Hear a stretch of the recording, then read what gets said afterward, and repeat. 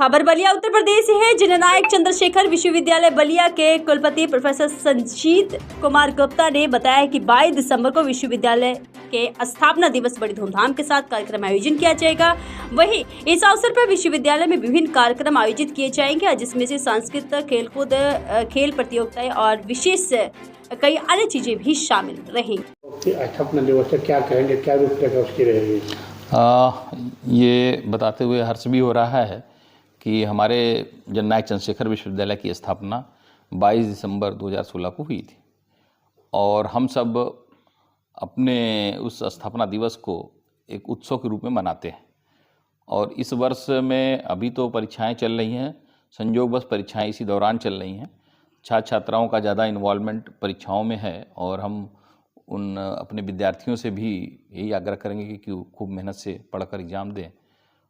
परंतु फिर भी ये एक ऐसा इवेंट है, एक ऐसा कह सकते हैं विश्वविद्यालय के लिए महत्वपूर्ण तिथि है जिसका मनाया जाना विश्वविद्यालय के लिए समाचीन भी होता है। तो हम लोग उस दिन बड़ा कार्यक्रम करते हैं। जिस सर 22 दिसंबर को दिन रविवार पड़ रहा है और कहीं ना कहीं बच्चों का एग्जाम भी चल रहा है, तो किस तरह क्या इसमें कोई किसी को मुख्य अतिथि के रूप में? अब सामान्य रूप से कोई ना कोई मुख्य अतिथि के रूप में अभी नाम हमने तय नहीं किए हैं। 2 एक लोगों से बात की है, उनके नाम तय हो जाएंगे तो आपको जानकारी हम उपलब्ध करा देंगे। तो कोई ना कोई मुख्य अतिथि के रूप में रहता है और हम मान के चलते हैं कि 22 दिसंबर है, इसलिए अच्छा भी है परीक्षाओं के दौरान, क्योंकि उस दिन थोड़ा अवकाश रहता है तो शायद बच्चे भी हमारे उपलब्ध हो जाएंगे और वो भी शरीक होंगे। फिर पुस्तकालय के संदर्भ बताना चाहेंगे कि ये शायद इस पूर्वांचल क्षेत्र का एक इतना बड़ा जो हमारा पुस्तकालय बन रहा है, वो अगर पूर्ण रूप में जब तैयार हो जाएगा, पूरे रूप में आ जाएगा और अपने सभी सज्जो सामान से जब सुसज्जित हो जाएगा, तो निश्चित रूप से आप मान के चलिए कि वो मतलब एक कह सकते हैं बहुत देखने लायक लाइब्रेरी होगी।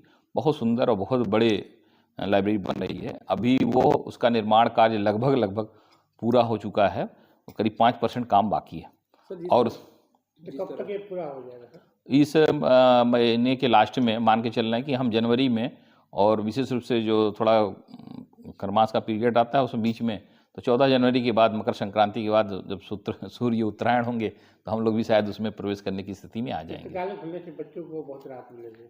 देखिए, वास्तव में आपको बताएं कि हम पुस्तकालय की उस संकल्पना को लेकर नहीं चल रहे हैं, और जो हमने संकल्पना ली है शायद अगर उसको फलीभूत हो जाए तो वो बलिया विश्वविद्यालय के लिए ही नहीं, इस परिक्षेत्र के लिए बहुत लाभप्रद होगा। हमने उस पुस्तकालय के अंदर खाली अपने पढ़ाई से संबंधित विषयों को लेकर किताबें नहीं रखने वाले। हमने लाइब्रेरी देखा है शहर में, बहुत सारे घरों में आजकल लाइब्रेरी का कॉन्सेप्ट आया है। वो उसमें खाली ऐसा स्थान उपलब्ध कराते हैं जिसमें शांति से व्यवस्था रहती है, उनको कंप्यूटर वहाँ रहता है, क्योंकि ऑनलाइन बहुत सारी चीज़ें अब बच्चे पढ़ने लगे हैं, तो उनको कंप्यूटर की सुविधा वहाँ दे देते हैं। ऑनलाइन वाईफाई कनेक्टेड रहता है, पूरी चीज़ें इंटरनेट अवेलेबिलिटी है, वो सब चीज़ें वहाँ दे देते हैं और एक अच्छा प्लेस उपलब्ध करा देते हैं। वहाँ कुर्सियाँ और मेज़ और सारी चीज़ें व्यवस्थित रहती। वो हम अपने विश्वविद्यालय में चाहते हैं कि वो बच्चे जो लाइब्रेरी में जाकर जगह जगह पर अपने घरों में जाकर वो लाइब्रेरी में बैठ के पढ़ते हैं, वो हमारे पास आएँ। और हमारे ही छात्र नहीं बल्कि शहर के भी, मैं उनको भी चाहूँगा कि कोई ना कोई एक आई कार्ड उनका बना दूँ और एक नॉमिनल फीस, मतलब केवल रजिस्ट्रेशन के नाम पर उनको लेकर और यहाँ पर उनको अवसर दूँ, और वो जितनी भी कंपटीशन से संबंधित प्रतियोगिता परीक्षाएं बहुत यहाँ बलिया में देते हैं। बलिया के बच्चे प्रतियोगिता परीक्षा के लिए, मैं तो देखा शहर में जाकर तो देखा कि बहुत सारे बच्चे तैयारी करते हैं और सब कोचिंग धड़ल्ले से चल रही हैं, सारे लाइब्रेरी फुल चल रही है। तो वो बच्चे हमारे पास आएँ, मैं उनको सभी कॉम्पिटिटिव एग्ज़ाम की पुस्तकें खुद उपलब्ध कराने के लिए कटिबद्ध हूँ। और मैं प्रयास करूँगा कि एक ऐसा उसमें सेल बना दें जिसमें केवल कॉम्पिटिटिव पुस्तकों को ही और उससे संबंधित मैगजीन हैं, जर्नल्स हैं, या उससे संबंधित जो भी आज मटेरियल अवेलेबल है वो वहाँ अवेलेबल रहे और वहाँ बच्चे आके उसको पढ़ें और यहाँ की सुविधाओं का लाभ लें। तो उस दृष्टिकोण से हम लाइब्रेरी को डेवलप करना चाहते हैं। और जिस तरह बात की जाए, जनपद में लाइब्रेरी कहीं ना कहीं बहुत तेज़ी से खुलती जा रहे हैं। बच्चे ये शिक्षा के क्षेत्र से कहीं ना कहीं देखा जा रहा है कि कुछ बच्चे हैं जो शिक्षा के क्षेत्र से जुड़ते जा रहे हैं, तो वही दूसरी तरफ बच्चे ऑनलाइन जो क्लासेस चलाई जा रही हैं, लाइब्रेरी में जाकर गेम डाउनलोड करना, मूवी देखना, कहीं ना कहीं अपने समय को बर्बाद भी करते हैं। तो ऐसी कंडीशन नहीं, ये तो बहुत अच्छा आपने प्रश्न उठाया। देखिए, यही बात तो मतलब जो हमारे मन की थी आपने कही। वास्तव में जब वो वहाँ पर लाइब्रेरी में जाते हैं तो दोनों प्रकार के काम करते हैं, क्योंकि इंटरनेट पर सब चीज़ें उपलब्ध हैं, अच्छा भी है बुरा भी है। अब वहाँ पर उनको नियंत्रित करने वाला कोई नहीं है। नहीं है रेलवे। और हमारे यहाँ परिसर में ये अच्छा रहेगा कि हमारे सीसी कैमरे के अंदर वो रहेंगे। पहली बात, वो कोई ऐसी साइट खोलने का अवसर ही नहीं मिलेगा, क्योंकि वहाँ लाइब्रेरी में कोई ना कोई वॉच करने वाला हमारा रहेगा।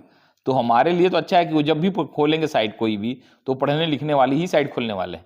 कोई ऐसा साइट नहीं खोलेंगे जिसके कारण से जो है खराब बातें उसमें आएँ। तो ये तो यहाँ नियंत्रण का भी उपाय है, बल्कि वहाँ लाइब्रेरी में वो नियंत्रण नहीं है। तो मुझे लगता है गार्जियन ये चाहेगा कि वहाँ ही भेजें तो अच्छा है, वहाँ जाएगा तो अच्छा रहेगा, क्योंकि वहाँ नियंत्रित रूप से चीज़ों को उपलब्ध रहेंगी।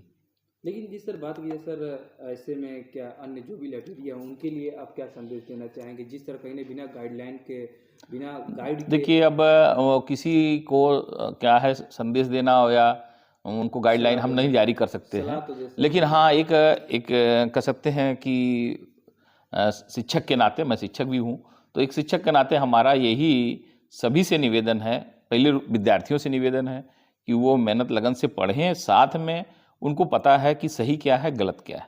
अब इस स्तर पर जब वो इंटरमीडिएट के बाद आगे बढ़ जाते हैं तो उनको शायद आसानी से समझ में आ जाता है कि गलत क्या है। तो उनसे मेरा उन बच्चों से निवेदन है कि उन बातों में अपने को अगर उलझाएंगे तो फंसते जाएंगे, इसलिए वो अपनी पढ़ाई को और अपने पढ़ाई से संबंधित चीज़ों को ही अपलोड करें, देखें तो अच्छा रहेगा उनके लिए नहीं। और जो लाइब्रेरी चलाने वाले हैं उनसे भी मेरा आग्रह है कि वो बीच बीच में वहाँ एक चैम्बर बनाए रहते हैं सामान्य रूप से, और वो खोल देते हैं, केवल वहाँ खोलने वाला रहे। कभी कभी क्या है बीच बीच